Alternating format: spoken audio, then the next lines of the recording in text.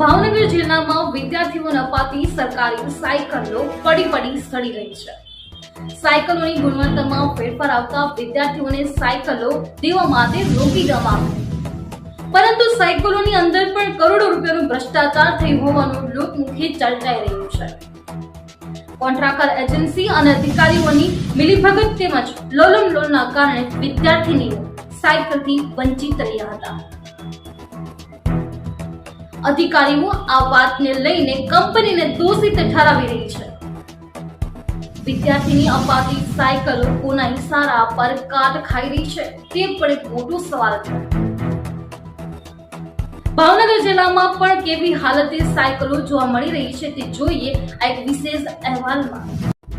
ભાવનગરમાં દીકરીઓને ફાળવવામાં આવતી 9000 સાયકલ એક વર્ષથી દૂર ખાઈ રહી છે।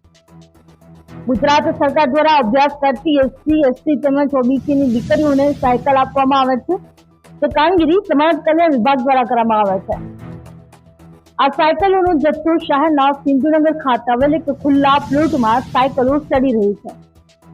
કોન્ટ્રાક્ટ કંપનીના કારણે આ વર્ષે 9000 વિદ્યાર્થીઓ સાયકલથી વંચિત રહ્યા હતા। ભાવનગરમાં વિદ્યાર્થીઓને મળતી સરકારી સાયકલો ખુલ્લી જગ્યાઓમાં પડી સડી રહી છે, ત્યારે અધિકારીઓ આ વાતને કંપનીને દોષિત ઠરાવી રહી છે। ગુજરાત સરકાર દ્વારા ભણતર માટે ખર્ચાઓ કરી રહી છે, જેમાં વિદ્યાર્થીઓને ભણતર માટેની સ્કોલરશીપ પણ આપવામાં આવે છે, જેથી કરીને કોઈ પણ માવતરને બાળકનું ભણતર પર ભાર ન લાગે, ત્યારે દીકરીઓ પણ ભણવામાં પાછળ ન રહી જાય માટે સરકાર દ્વારા વિદ્યાર્થીઓ માટે પણ ગ્રાન્ટ ફાળવે છે। દીકરીઓને સ્કૂલમાં જવા માટે સરકાર દ્વારા સાયકલ આપવામાં આવે છે, જેથી કરીને દીકરીઓને સ્કૂલ સુધી પહોંચવામાં તકલીફ ન પડે। ત્યારે ભાવનગર જિલ્લામાં સરકારી સાયકલો કેવી હાલત છે જુઓ આ અહેવાલમાં। ભાવનગર જિલ્લામાં ભણતી વિદ્યાર્થીઓ માટે સરકાર દ્વારા 2022-23માં સાયકલ ફાળવવા માટે આપેલ પણ કોન્ટ્રાક્ટ રાખતી એજન્સીની મનમાની તેમજ સાયકલની ગુણવત્તામાં ફેરફાર આવતા આ સાયકલો વિદ્યાર્થીઓને દેવા માટે રોકી દીધી હતી। વાઘાણી પૂર્વ ભાવનગર શહેર કોંગ્રેસ સમિતિ પ્રમુખ। હું માનું છું ફક્ત ભાવનગરની વાત તો આપણે સાઈડમાં પણ લગભગ મને એવું લાગે ગુજરાતમાં બધી જગ્યાએ અને સરસ્વતી યોજના હેઠળ 2 વર્ષ પહેલા 9000 સાયકલો ભાવનગરમાં આવી, સરકારે આપી, એમાંથી એપ્લિકેશન આવી 6000, એમાંથી 3000 સાયકલો આપવામાં આવી। હવે આપણે અધિકારીને પ્રશ્ન કરીએ તો બાકીની બધી સાયકલો અત્યારે ભંગારમાં પડી છે, તો આનો અર્થ શું છે? તમે 9000 સાયકલો મગાવી છે, એમાંથી 3000 આપીને 6000 તો ભંગારમાં પડી છે। આ વખતે પણ હું એવું માનું 6 સ્કૂલમાં આ સાયકલો આપી, અધિકારીઓને પૂછે છે કે આ સાયકલો રિજેક્ટ થઈ ગયેલી છે, તો પછી બાળકોને આપવાનું કારણ શું છે? મતલબ ગોળ જવાબ આ અધિકારી શાસકો ભેગા થઈ મોટા પ્રવેશો, મોટા ઉજવવા છે, તાઇફા કરવા છે, પણ જે 6000 સાયકલ ભંગારમાં પડી છે એનું શું? હવે તો વિદ્યાર્થીને દઈ શકાય પરિસ્થિતિ નથી, તો એ પૈસા કોના?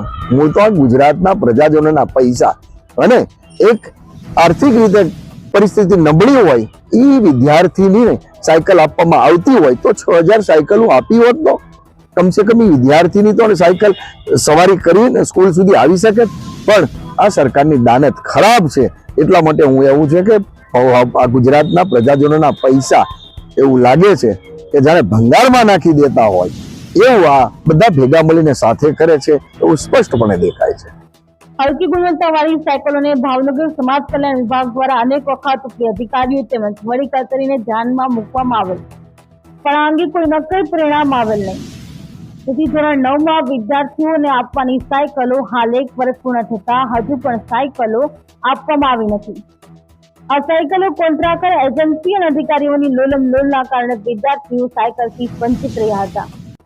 ભાવનગર સમાજ કલ્યાણ વિભાગ દ્વારા 2023માં જિલ્લાની સ્કૂલોમાંથી નવા એડમિશન લેવલ આંકડાઓ મેળવી કુલ 9000 કરતા વધારે અરજીઓ સાથે 9000 થી વધારે સાયકલોનો ભાવનગર જિલ્લા માટે મંગાવવા માટે અરજી મોકલી આપી હતી, જે સંદર્ભે અત્યાર સુધી માત્ર 3153 જેટલી સાયકલો માત્ર વિતરણ કરવામાં આવ્યું, ત્યારે બાકીની સાયકલો વરસાદી પાણીમાં ખુલ્લા ભંગારની હાલતમાં જોવા મળી હતી।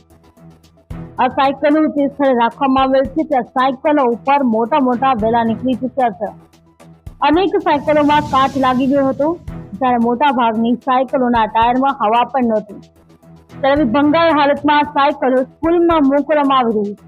ભાવનગર સમાજ કલ્યાણ વિભાગના જવાબદાર અધિકારી સાથે અનેક વખત ટેલિફોનિક તેમજ રૂબરૂ સંપર્ક કરવાની કોશિશ કરતા પણ અધિકારી પાસે ભાવનગર અને અમરેલી બબ્બે જિલ્લાના ચાર્જ હોવાને લઈ અધિકારી આ મામલે રૂબરૂ મળ્યા ન હતા. આ અંગે નાયબ નિયામક વનરાજસિંહ ડોડિયાને આ અંગે પૂછતા જણાવવામાં આવેલ કે આ સાયકલનો કોન્ટ્રાક્ટ ગાંધીનગર ખાતે આવેલ બ્રિન્કો કંપનીને આપવામાં આવેલ છે. ત્યારે કંપની દ્વારા સાયકલ ઓર્ડર કરી મંગાવવામાં આવે છે અને ક્વોલિટી તેમજ તમામ તપાસ સહિત માર્કા મારવાની જવાબદારી કંપનીની હોય છે. ત્યારે આ સાયકલમાં ગુણવત્તા નબળી હોવાને લઈ આજ દિન સુધી વિદ્યાર્થીઓને માટે આપવામાં આવેલ નથી. તેથી સાયકલો ખુલ્લી જગ્યામાં ધૂળ ખાઈ રહી છે તેમ જણાવ્યું હતું. આપને વાત કરું, હંમેશા સરકાર ગરીબ માણસો સાથે મજાક કરી રહી છે અને તમે 9000 સાયકલ મગાવી છે તો પછી રિજેક્ટ 1-1.5 વર્ષમાં રિજેક્ટ થઈ જાય સાયકલ? મને એવું લાગતું નથી કે 1-1.5 વર્ષમાં એ સાયકલ રિજેક્ટ થાય. પણ અને રિજેક્ટ થઈ ગયેલી સાયકલ પણ જો આપણે વિદ્યાર્થીને આપી હોય તો મને એવું લાગે છે કે આ ગરીબ પરિવારની જે વિદ્યાર્થીની હશે એને અકસ્માત થઈ તો એના જવાબદાર પણ આ સરકાર રહેશે. ભાવનગર જિલ્લાના મહુવામાં પણ આવી જ રીતે વિદ્યાર્થીઓને આપવા માટેની સાયકલો ખૂબ જ ધૂળ ખાતી હાલતમાં જોવા મળી હતી. ત્યારે ભાવનગર શહેરમાં આ સાયકલો ધૂળ ખાતી ભંગાર હાલતમાં જોવા મળી હતી. ત્યારે કોન્ટ્રાક્ટ રાખતી એજન્સી તેમજ સરકારી અધિકારીઓની મિલીભગતના કારણે સરકાર દ્વારા વિદ્યાર્થીઓને માટે અપાતી સાયકલોમાં પણ કરોડો રૂપિયાનો ભ્રષ્ટાચાર થતો હોવાનું લોકોમાં ચર્ચાનો વિષય બન્યો છે. ત્યારે અનેક સ્કૂલોમાં વિદ્યાર્થીઓને મળતી સાયકલો સ્કૂલોમાં ભંગાર હાલતમાં ધૂળ ખાતી જોવા મળે છે. વિદ્યાર્થીઓના નામે મેળવાતી સાયકલો ક્યારે સમયસર હવે મળશે કે પછી આવી રીતના 1 વર્ષ ધૂળ ખાય અને કાટ લાગેલી પડી છે તો હવે વિદ્યાર્થીઓને સાયકલ મળશે કે નહીં તે જોવાનું રહ્યું. અસીમ ગોહિલ, જી ન્યૂઝ, ભાવનગર.